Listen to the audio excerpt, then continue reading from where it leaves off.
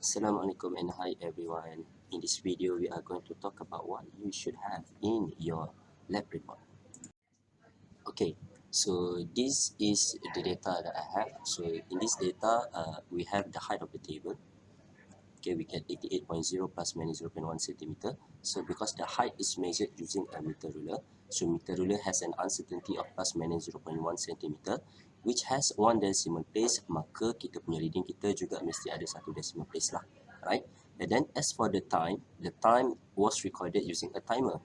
The uncertainty of the timer is plus minus 0.000001 second.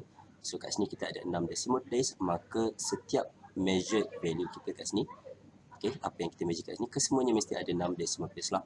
So these three values, they are all measured value, kena ada 6 decimal place. And then bawah ni kita ada average time. So average time ni adalah hasil tambah kesemua ini kita bagikan dengan 3, dan pada this side kita mencari perbezaan antara the average value dan juga setiap bacaan lah. Contoh this one, this value tolak this one, dapatlah this value. Tapi kalau dia negatif, dia akan tetap jadi positif because kita ada this modular sign. Then do the same for the second and the third reading. And then as for delta t, it is the sum of all these three values and then divided by 3. And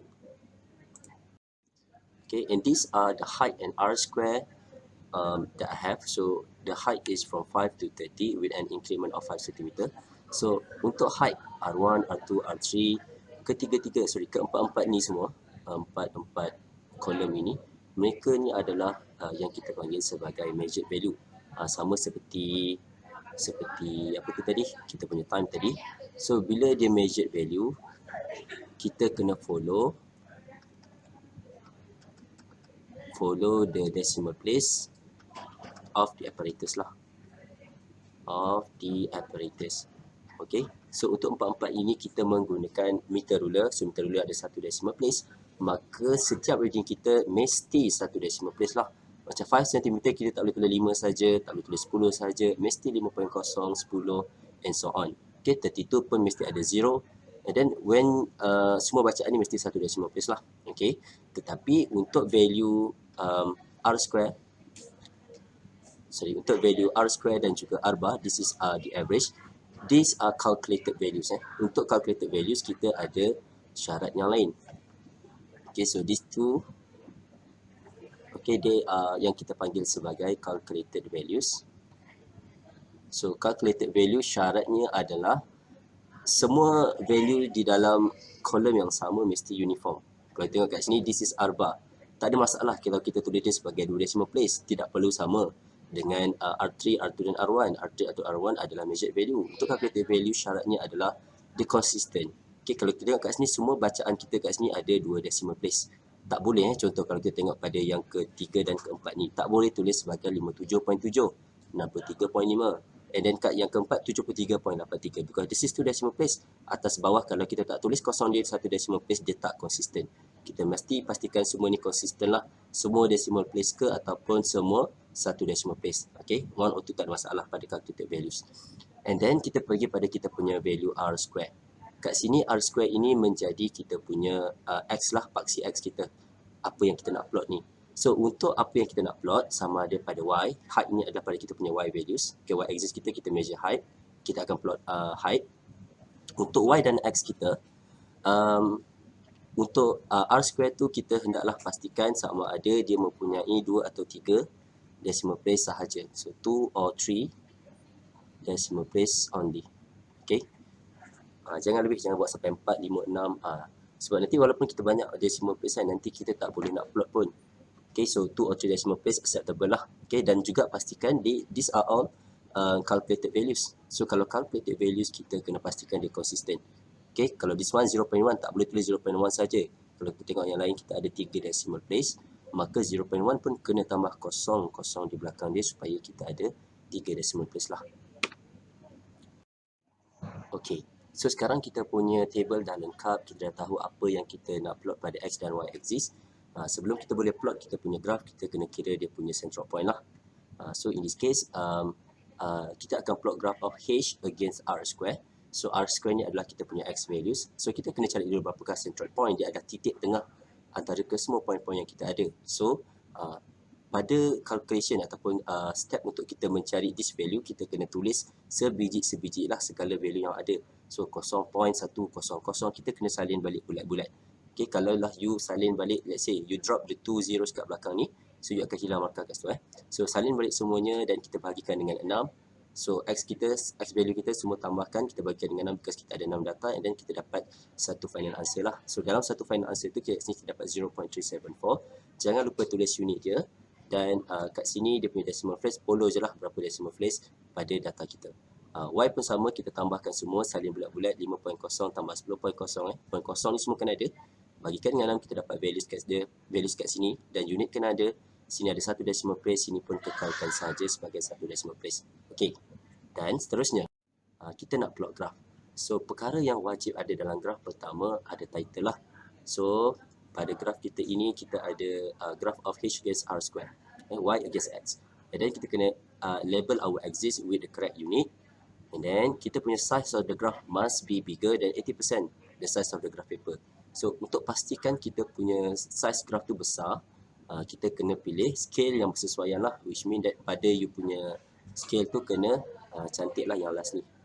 Okay, scale of the axis, ini kita punya tulisan lah pada upper right corner, tapi bila you pilih scale tu, itu sendiri dah kena betul supaya size graph you tu cukup besar. And then, semua, kalau dalam case ni ada 6, semua kena 6 point ini must be correctly plotted, dan centroid point juga ditandakan with a circle around it. Nanti kita akan tengok sebentar lagi. Dan best fit line mesti menggunakan solid line, dan syarat best fit line adalah dia wajib melalui centroid point.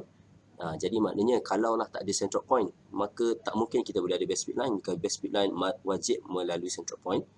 Dan setelah kita lalukan daripada centroid point, kita kena balancekan dia. Balance ni maksudnya point di atas dan di bawah line itu lebih kurang samalah bilangannya. Dan seterusnya, kita ada gradient. Nak buat gradient, kita kena draw dia punya triangle. Dan kita kena draw the triangle menggunakan dash line, jangan menggunakan solid line. Okay, kita nak bezakan antara best fit line kita dengan triangle kita. So then, dah gunakan dash line itu, size of the triangle tu must be bigger than 8 cm, ataupun seboleh-bolehnya sebesar yang kita boleh buat lah, lagi besar lagi bagus. Dan last sekali kita tulislah berapakah scale kita punya graph itu, scale of our axis pada upper right corner of the graph paper. Kemudian, now this is an example of a graph that I made using the data that we have. So firstly, I have the title. Okay, so graph of H against R square, which is Y against X. And then we have the axis label unit. On the Y axis, I have the height H, and the unit is in meter. And then I have already take out the 10 to the power of negative 2, means that every value is, for example, 25 times 10 to the power of negative 2 meter lah. So I have converted our data from centimeter to meter. So the reason for that is that it is easier for us to calculate the gradient later on when our Y values is in meter. And then on the x-axis, I have R square with the unit of meter square. Okay, and then after I have set up all the axis, and then I will write the scale on the upper right corner of the graph. So on my x-axis, it is for 2 centimeter. So one big box. So one big box is 2 centimeter. So for every 2 centimeter, there is an increment of 0.1 meter square. So here x-axis equal to 2 centimeter to 0.1 meter square.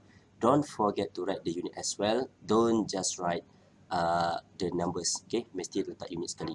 Okay, on my y-axis, I have 2 centimeter equal to 2.5 times 10 power of negative 2 meter. Okay, setiap kenaikan 2 cm ini ada pertambahan sebanyak 2.5 kali 10 kuasa negatif 2 meter lah, ataupun 2.5 cm. Okay, so that is our scale. Kita letakkan pada di sebelah atas kanan kertas graf. Kemudian kita akan plot ke semua 6 point kita. 1, 2, 3, 4, 5, 6. Dah plotkan 6 point ini, kita plotkan pula centroid point. Dah plotkan dia, jangan lupa untuk bulatkan. Itu membezakan antara centroid point dan juga plotted point yang lain. Okay, sudah ada kita punya centroid point, bolehlah kita buat best fit line. Okay, nampak solid line ni? So solid line ni adalah best fit line kita. Kalau awak tengok kat sini, solid line saya mesti melepasi my centroid point. Itu syarat pertama. Syarat kedua, kita kena balancekan lah. Okay, so apa maksud balance? Balance maksudnya point di atas dan di bawah lebih kurang sama. Mari kita cuba kira. Di atas line saya ada 1, 2. Okay, so saya ada 2 point di atas line dan saya ada 1 point this one kena, dan maybe this one pun mungkin jauh sikit lah, saya consider dia jauh sikit lah, tapi sebenarnya boleh kena. Okay, ni pun saya consider kena lah, lebih kurang And then di bawah line pula saya ada 1 point, 2 point. Okay, so saya 2 point di bawah dan saya ada 2 point di atas. Okay, yang warna biru. So 2 tolak 2 kita mencari perbezaan So 2 tolak 2 is 0. So 0 is a good number. 0, 1 and 2 consider balance lah. Contoh kalau 2 maksudnya contoh let's say lah awak tak ada 1 point yang kena ada line. Awak ada 4 point di atas line, awak ada 2 point di bawah, maka 4 tolak 2 is 2. So 2 boleh dikira sebagai balance lagi lah. Okay. So kita kena hati-hati semasa membalancekan kita punya best fit line ni. Kadang-kadang kalau 1 point tu terlalu jauh, contohlah kalau lah point ni contohnya dia berada di sini, maka kita kena check balik adakah point kita tu outliers ke ataupun kita punya kecerunan. Okay, the steepness of our best fit line ni terlalu salah lah. Okay, so that is one thing that we have to check. Okay, setelah kita plot kita punya best fit line, kita nak buat the triangle for gradient. Pada triangle for gradient ni kita gunakan dash line. Okay, kalau awak tengok kat sini, saya punya dash line ni for sure dia dah lebih 8 cm. Okay, satu box besar ni 2 cm. So saya ada 1, 2, 3, 4 lebih. So dia dah lebih 8 cm lah.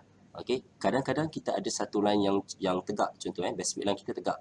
So in that case tak apa kalau dia tak sampai 8 cm, tetapi kita cuba buatkan kita punya triangle sebesar yang mungkin lah. Okay, and then setelah kita plotkan kita punya triangle for gradient, jangan lupa tuliskan coordinate of the pertemuan lah kat sini, pertemuan antara the dash line and solid line. So ini memudahkan kita untuk masukkan data pada kiraan gradient nanti. Okay, so kalau tengok kat sini, this is value of x1, y1 kita. Ini value of kita punya x2 dan juga y2 lah. Okay, so ini graf kita. Right, sebelum kita boleh mula mengira gradient, kita kena kira dulu berapakah decimal place pada x value dan juga y values lah. Okay, caranya adalah kita bahagikan value yang kita ada untuk 2 cm by 20. Okay, so method ini adalah method yang perlu kita gunakan untuk menulis gradient. Okay, nak tulis gradient tu dia kena ada syarat dia lah. Syarat dia kena ikut dia punya decimal place of the graph.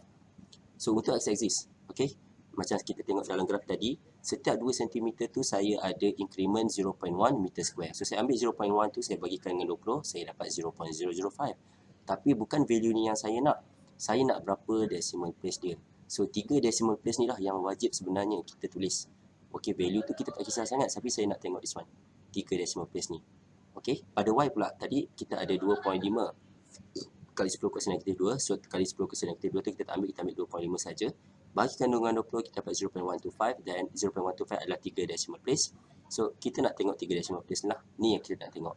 So pada x value kita kena tulis 3 decimal place, pada y kita kena tulis 3 decimal place lah. Now barulah kita boleh tulis dengan cara yang betul pada the gradient. Tadi setelah kita kira setiap bacaan y kita kena tulis 3 decimal place, setiap bacaan x kita kena tulis 3 decimal place. Maka bila saya tengok tadi pada graf saya dia 28, tak boleh tulis 28 saja, tak boleh, kena tulis 28.000. Mesti ada 3 decimal place. Begitu juga dengan 5.250 tu kena ada 3 decimal place. Okay, and then barulah kita punya power which is 10 to the power negative 2. So 0.6 pun kena 3 decimal place, 0.110 pun kena 3 decimal place. Okay, so awak dah tulis your y values and x values dengan decimal place yang betul. Dah tulis ni, awak punya next step adalah kira dulu berapa hasil tolak dia. So 28 tolak 5.250, awak dapat 22.750. Whereas 0.6 minus 0.11, you dapat 0.490. Okay, pada this step, tulis balik y value kita mengikut decimal place dia. Contoh kat sini, y values kita ada 3 decimal place, kenalah tulis 7.750 ni. X values kita ada 3 decimal place pun kena tulis 0.490 ni. Okay, dan apabila kita dah sampai pada step ini, kita tengok pula berapakah significant figures dia. Kalau ini 22.750, kat sini dia ada 5 significant figures. 0.490 dia ada 3 significant figures. Okay, jadi setelah kita tengok berapa significant figures dia, kita akan gunakan the least significant figure yang paling kecil untuk menentukan jawapan akhir. So kat sini 5 dan 3 adalah value yang lebih kecil. Jadi saya punya final answer ni mesti ada 3 significant figure. Okay, 0.464 adalah 3 significant figure lah, dan the unit dia adalah per meter. How do we know? Because y values kita tadi dia adalah height, okay, dia adalah meter. Whereas kita punya x values kita tadi adalah meter square. So meter divided by meter square, kita akan dapat a value of per meter lah, ataupun meter times 10 to the power of negative 1. So pada the gradient kena ada correct significant figures, which is kita tengok the least number of significant figures, dan juga kena ada unit lah. Okay, dua benda ini kena ada. Okay, so pada step yang atas tadi, the correct decimal place, and then kita tengok significant figures, final answer the least significant figures. Kemudian kita nak kira pula berapa gaji kita. So this is by comparing the equation yang kita adalah, kita punya gradient adalah 7/10 GT square. Okay, so M is equal to 7/10 GT square. And then M equal to 7/10 GT square. Kita pindahkan G dan M ni, kita tukarkan dia dan kita substitute dia. So gradient tadi kita dapat 0.464. T bar square ni adalah daripada table kita yang pertama tadi. So kita ambil je semua 6 decimal place, kita squarekan. So kita dapatlah 10.71 meter per second square. So kat sini you boleh ambil 2 decimal place pun tak ada masalah, dan unit of G tu kena adalah meter per second square. Okay, then untuk mencari delta M, gunakan least square method, Excel yang saya bagi tu, untuk mencari delta M lah. So delta M ni kat sini. So apa yang kita perlu buat pada delta M ini adalah kita hanya perlu masukkan on the colored cell. So kat sini lah 1, 2, 3, 4, 5, 6, 1, 2, 3, 4, 5, 6, dan juga pada M ni lah. Okay, so ni X ni adalah kita punya X values. Okay, so X values kita kat sini adalah kita punya R square. So 0.1, 00, 0.216, 0.333, 0.403. Ambil saja semua values ni, masukkan saja dalam the Excel. Okay, Y values kita adalah kita punya height, tapi height kita ni dalam sentimeter. Okay, kita convertkan dia kepada meter supaya senanglah nanti kita dapat delta M tu terus dalam unit yang sama dengan kita punya gradient nanti. So 5 adalah 0.005 meter. So 10 cm adalah 0.1 meter, and so on lah. Okay, dan jangan lupa masukkan gradient tadi, kita dah kira kepada 3 significant figures. M is equal to 0.464. Okay, so then you dah masukkan pada X, Y dan juga M. Values yang kita nak ambil adalah value delta M. Okay, disebabkan kita punya gradient M adalah 3 significant figures, maka value of delta M yang kita akan ambil kat sini juga adalah 3 significant. Sorry, kita kena ambil decimal place pula, because nanti kita nak tulis dia M plus minus delta M lah contohnya. Okay, value of gradient kita adalah M plus minus delta M. Dia mesti mempunyai decimal place yang sama. Okay, so gradient kita M adalah 3 decimal place, maka delta M kita juga kena ada 3 decimal place. So value yang kita akan ambil adalah 0.007 setelah kita round off kan. Okay, dan unit dia should be the same lah as the gradient, which is per meter juga. Kemudian setelah ada delta M, barulah kita boleh cari delta G. Mana datangnya formula delta G sama dengan panjang-panjang ni. Okay, ini datang daripada kita punya report writing tu. Kalau you tengok at the end of the PDF tu kan, dia tunjukkan kita punya list of equation. So untuk experiment 1 kita akan pakai this one, experiment 2 nanti kita akan pakai this one. So just salin balik dan masukkan sajalah. So delta M ni kita dah kira dah daripada kita punya least square method. Delta T kita dah kira dalam table kita yang pertama. Yang ni adalah kita punya average time. Gradient kita dah kira. Ni adalah kita punya experimental value lah. Okay, so kita masukkan saja. So masukkan, kita dapat delta G kita. In this case saya dapat 2.73 meter per second square. So unit of delta G sama dengan unit of G lah. G kita acceleration meter per second. Delta G pun unit yang sama. So sebenarnya 2.73 ni satu value yang tidak bagus lah. Dia lagi kecil lagi bagus. So maybe 0 point something, 1 tu bagus lah. So 2.73 ni tidak bagus. Okay, and last kali kita kena kira lah our percentage of difference. So menggunakan the formula of modulus of G experimental minus G theory, ataupun G theory minus G experimental, tak kisah, dan bahagikan dengan G theory times 100. Okay, so masukkan dan kita dapatlah the values. Right, kat sini saya dapat 9.17, which is less than 10%. So bila the less than 10%, kita akan consider kita punya experiment as a success lah. Okay, so this is good. And then kita cerita pasal dia punya discussion. Firstly kita bezakan lah kita compare our result dengan kita punya experimental value. So kita akan katakan the percentage of difference is value kita, value yang saya dapat is 9.17, dan kita katakan keyword kita, then the value is less than 10%. Hence, we can conclude that the experiment is considered as a success. So, yang saya underline ni adalah keyword-keyword yang mesti ada. Setelah itu, kita akan katakan tentang the errors and suggestion to overcome. So, kat sini kita nak kena nyatakan dua lah. So, saya dah bagikan juga satu. So, contoh errornya adalah parallax error while measuring the range of the ball using meter ruler. So, ini error dia. Error semasa buat apa? Semasa measure the range. Apa yang you guna? Saya guna meter ruler. Okay, kena spesifik. Dan apakah your suggestion to overcome? So, eyes kita mesti perpendicular. Perpendicular dengan apa? Perpendicular dengan the scale. Scale of apa? Scale of meter ruler. Okay, be specific bila you talk about your errors and suggestion. Okay, then you can carilah apakah second error and suggestion to overcome. Okay, dan last kali you akan tengok balik your objective lah. Okay, conclusion is based on the objective. So kita boleh katakan from the experiment, the acceleration due to gravity is 10.71 plus minus 2.73. Ini adalah value G experimental plus minus delta G kita.